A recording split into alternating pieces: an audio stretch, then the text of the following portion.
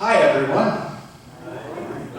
I feel very strong and boisterous. I'm not sure what happened here. You guys are traitors now. You were on that side. I was curious about that. I was like, why did they move over there? I don't know. You're totally allowed, though. It's nice to have. Oh, you needed a cheering section? No, I think we just need to use 2 pews. We all want to sit in 2 pews. Sit in 2 pews? All right. I'll sit with you. We'll find somebody else to preach. Oh.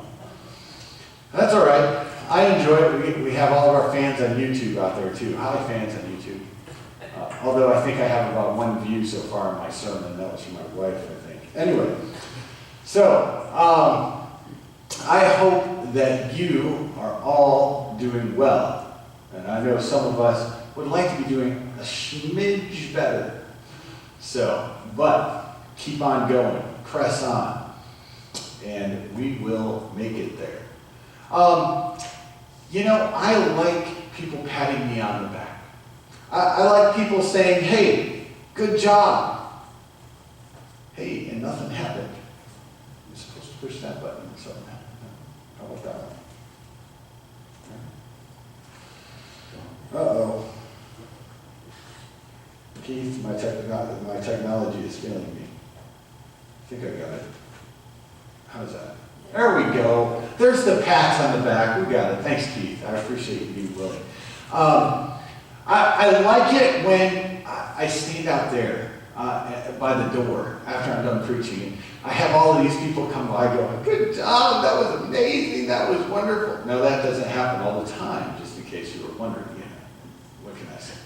But sometimes some of you come out there and go, hey, good job, appreciate it. Thanks for preaching today. Thank you for speaking God's word to us. Get that classic, you stepped on my toes, or that's going to cause me to think, or something like that. And I like getting accolades from what I do in ministry. I think most of us like to get accolades for the job that we do. Not too long ago, I was on the ski trip with some students. And they said, hey, Joe, thank you for doing this with us. And it was a spontaneous thing. I wasn't searching for anything.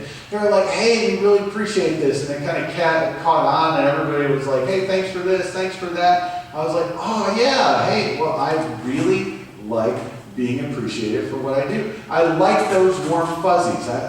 Again, most of us do. I like having a good job that I like doing.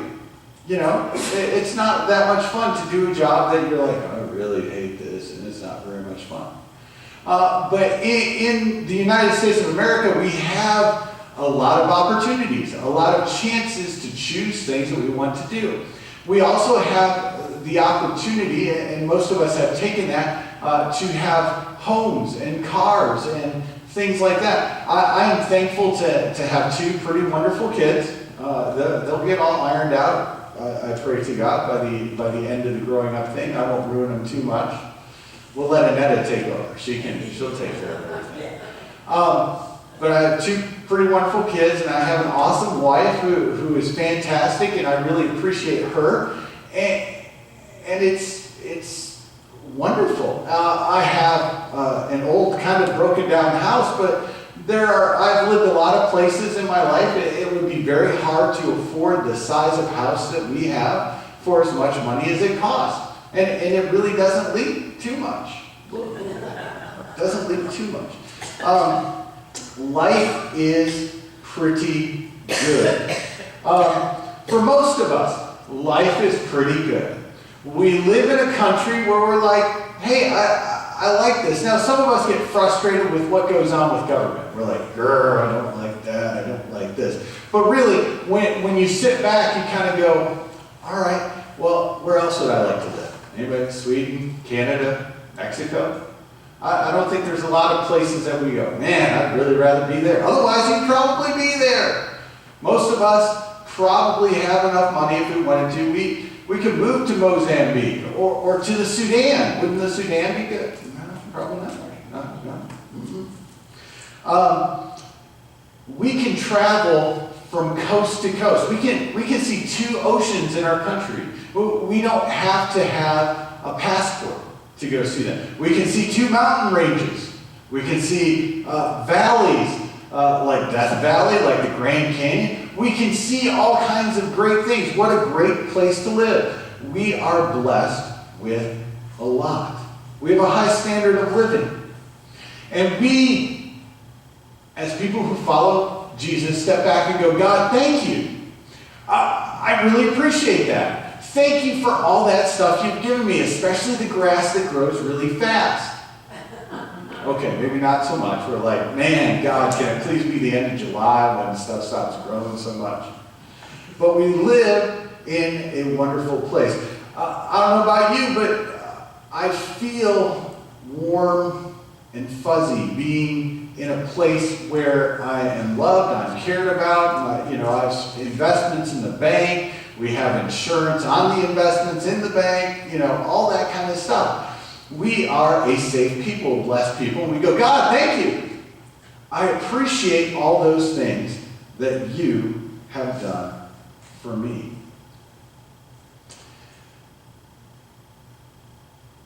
You probably remember a time when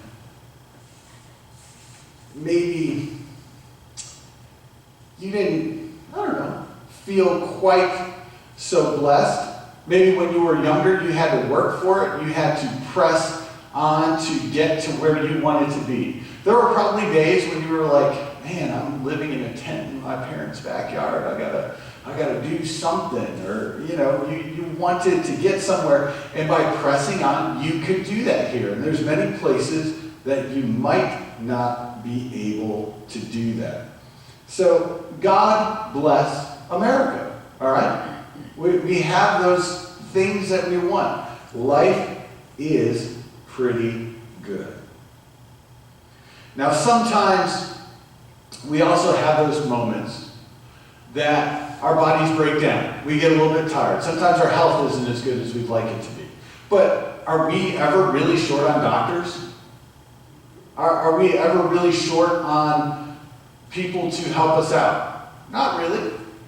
There are people around us. If you are short on needing medical help or monetary help, I think there's some people that would be very willing to help you out. I'd be willing to help you out.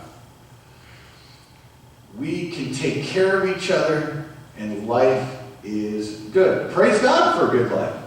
Now, last week I talked about 2 crowds of people. There was one crowd coming out of the city called Nain, and that crowd was mourning the loss of this widow's son.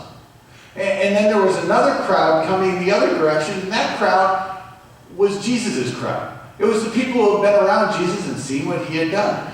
They were pretty excited. They weren't like, oh, we've got to walk around with Jesus again. No, they were like, this is great. I love being with Jesus. I've seen him do miracles, and it's fantastic. Jesus came to that place with his people full of faith, and he turned around that other crowd. I don't think that other crowd was mourning very much longer after they met Jesus, and Jesus raised that dead man back to life. Do you think so? I think they were like, we're getting on this bandwagon, okay? We like it when people get raised from the dead. We wouldn't be real against that. It would be a blessing. And then, so the one crowd ran into the other crowd, the crowd of faith and the crowd of mourning and death and no faith, and they got faith. And they probably got on fire and told their whole area of people about who Jesus was and what he did. Well, today, as I was searching for what to speak about, I was struck by finding another place where 2 crowds met, where 2 crowds were. And these 2 crowds also had 2 different reactions. As people of faith, they also kind of headed 2 directions. So let's read that from Mark chapter 3, verses 7 through 15. In Mark chapter 3, it says, Jesus withdrew with his disciples to the lake, and a large crowd from Galilee followed. When they heard about all that he was doing, many people came to him from Judea, Jerusalem, Idumea, and the regions across the Jordan around Tyre and Sidon. Because of the crowd, he told his disciples to have a small boat ready for him, to keep the people from crowding him, for he had healed many, so that those with diseases were pushing forward. For he had healed many, so that those with diseases were pushing forward to touch him. Whenever the impure spirit saw him, they fell down before him and cried out, "You are the Son of God." But he gave them strict orders not to tell others about him. Jesus went up on a mountainside and called to himself those he wanted. And they came to him. He appointed 12 that they might be with him, and that he might send them to preach and to have authority to drive out demons. Sounds pretty nice. They were selected to drive out demons. So, right at the beginning of this, you can see the two different crowds. You have two different groups of people. You have basically everyone is following Jesus, trying to get around him. And there's also a group of people called disciples. There is this large crowd that's been following Jesus for a while because they've seen him do all kinds of different things. And this crowd that's following him, like Ron kind of alluded to, were not just like people from right there. They had come from all over the place to find out about this Jesus. Some of them had walked miles and miles and miles to find out if this was really the Messiah. Jesus has this mishmash of people following him. This gaggle of people kind of trailing behind him, wanting to catch a glimpse of him, wanting him to touch their lives, to change them on the outside. And then there was this other group, the disciples, that Jesus called out and separated. Now, why aren't all of these people Jesus' followers? Or are they? What makes these two groups different? Now, this big group of people that was with him was pressing on him. He had been trying to help them out, and the more times he helped people and healed people and told them, "Don't talk about me to other people," what did they do? They went out and said, "Hey, look, Jesus is over there. If you want to see a great show, if you want to get healed, if you want to get fixed up, if you want to hear about the fall of the Roman Empire, go see Jesus Christ. He's right down there." So more and more people kept coming out to see him. It's almost like a hymn we would sing. More of Jesus. I want more of Jesus. I want more of him. I want more of the stuff that he is about. How far would we go for healing? How far would we want to pursue Jesus? Jesus said, "You know what? I'm getting a little tired of all these people. I need a little distance. Otherwise, I'm going to be driven into the lake." And he asked his disciples, a separate group from just these followers, these people walking around with him, he said, "Hey, I need to be served. I need someone to meet a need for me. I need somebody to get a boat, bring that out, so that I can get in the boat and teach the people." Jesus loved all the people that were following him, but not all the people served him. Not all the people met his need of needing a boat. Jesus needed some separation. He needed to take care of himself. And he found that his disciples would meet that need. So there we have the disciples meeting a need, and then we have this crowd needing wholeness, that is pressing on him, that is wanting more of Jesus. And that isn't a bad thing, is it? Is it bad to want more of Jesus? These people wanted more of Jesus. But but they just didn't want more Jesus. They wanted more of what he had. They wanted more of the stuff that he was giving out. They wanted to hear the good things he was saying. They wanted to hear how he was going to deliver them from Rome. Oh, yes, wouldn't that be great? They wanted to see people get healed. They wanted to be healed. How far would Evelyn have gone on her scooter to get healed? I don't know. Would you have gone a long way? If you could, you're set and good to go, would you have gotten on that scooter and gone a long way? I bet she'd go a good distance. Charlie, I bet that walker and you would be heading down the road, go find Jesus, right? We want wholeness in ourselves. We want our lives to be whole. It's a basic human desire. We want to be okay, don't we? How many of us, oh no, I want to be terrible. I want to be, homeless, and I want to not have any money. No! We want to be physically okay. We want to have a place to call home. We want to have a good job. Those are natural human desires. Desires to be whole. And in Jesus, they saw that. I can get some. I can be okay. I can earn a living.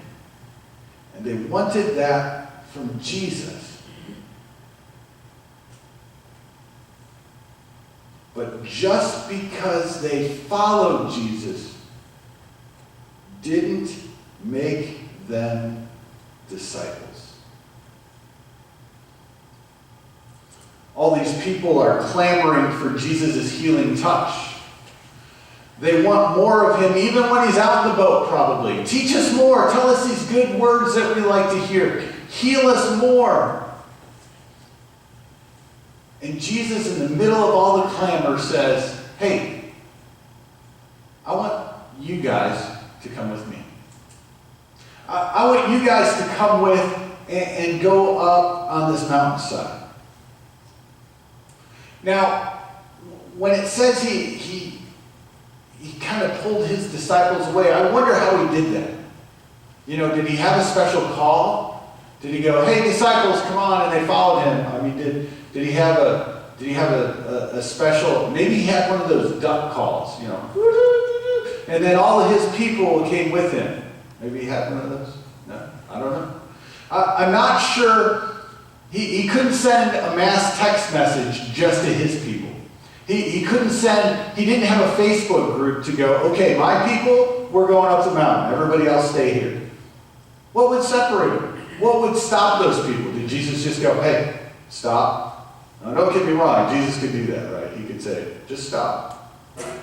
I'm going to go over here with my people. I'm going to go up the mountain. Maybe his group just knew who they were.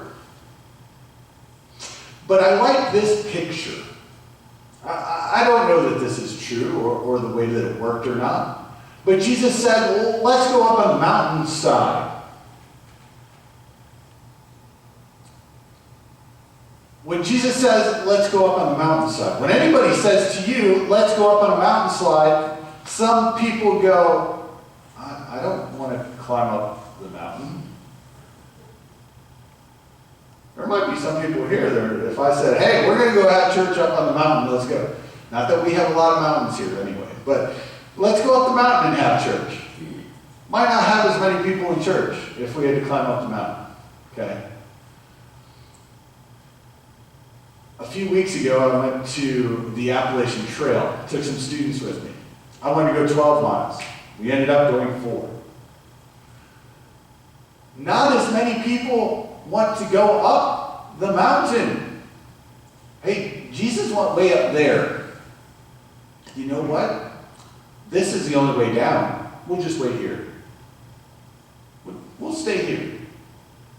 And maybe Jesus' disciples were those that separated themselves by going, Jesus is up there. I'm going up the mountain. I got him a boat already. I might as well just go up the mountain with him. He wants to go up a mountain, I'll go up a mountain. He wants to go up 2 mountains, I'll go up 2 mountains. I wonder if that's how Jesus separated those people who wanted stuff from him from the people that really wanted him, that wanted to be with him, loved by him, cared about in such an amazing way. They went up the mountain. And I'm pretty sure when it says Jesus' disciples, when it talks about these disciples, it was more than just the 12. There were more probably than 12 people that went up there and experienced this holy event where the 12 were chosen. What a blessing to be part of that. Maybe you weren't one of the 12, but you're still a disciple. You went up the mountain, okay? You got to witness the birth of the leadership of the church. The crowd that was down below, they didn't have a part in that moment. They didn't have a part in seeing history unfold. They weren't willing to pay the price, perhaps, to be a disciple. So, here we go. It's application time. Which crowd are we in? I mean, what a beautiful place we live in. What a wonderful place that we have. Pretty sure everybody here is an American from the United States of America. Pretty sure. Checking it out just in case. We're in the United States of America. We're in Kokomo, Indiana, one of the lowest places to get housing and food, and one of the highest income earning places that you can be in. We have a lot. We bless God for what we've gotten. We appreciate what he has done for us. Our lives are good. Our lives are whole. You might say, but Joe, I'm hurt. But again, we don't lack any doctors. We don't lack medical care. There's nobody in here that needs more people checking them out. They're probably sick of people checking out. Stop looking at me. Stop checking out what I have. Just get it done. Give me the right medicine and get me fixed up. Any of you have demon possession? Sometimes. Okay. And none of us really are suffering from demon possession. We're not short on wholeness. That crowd was short on wholeness. They needed the things of Jesus. And we go, what do we say? Thank you, God, for the things of Jesus we have. There were a lot of people in that crowd that were whole, that Jesus had healed, that Jesus had touched. They were still down at the bottom of the mountain. None of them were going hungry. Jesus had healed many of them. He had taken care of them. God has done so much for us, and we bless God. But are we disciples? Jesus has provided us wholeness, satisfaction. We could say we are loved by Jesus.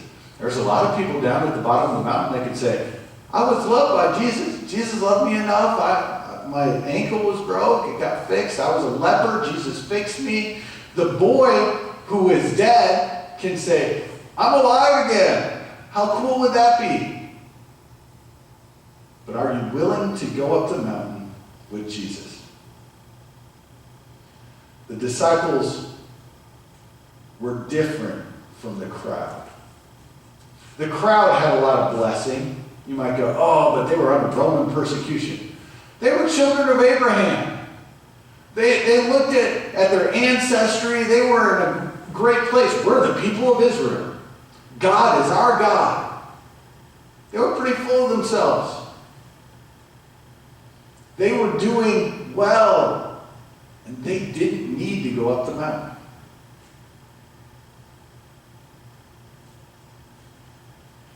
Jesus called his disciples to himself. And the disciples went up on the mountainside.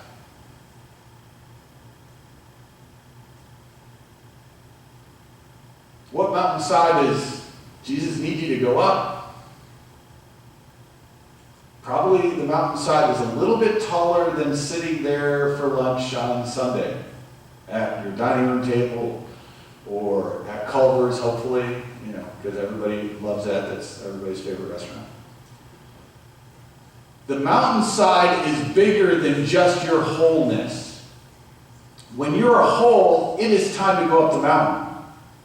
It is time to follow Jesus wherever he is going and head there with him. I know as a church we have a couple of challenges. Maybe your mountain is teaching Sunday school once in a while. Maybe your mountain is preaching up here once in a while. Maybe your mountain is tying up some comforts once in a while on a, Tuesday afternoon? Tuesday afternoon. Maybe you're a man and don't think they would let you in. I have a feeling they would. They'd let you tie up some comforts. Maybe your mountain is that you need to take over writing checks for the church. We need somebody to do that. Maybe your mountain is ministering to young people and kids who need some family. So today I challenge you, look at yourself. Are you part of the crowd that goes, yay God, I am blessed, you are wonderful, I appreciate it, but I'll stay down here at the bottom? Or are you a disciple? Chosen by Jesus and willing to climb?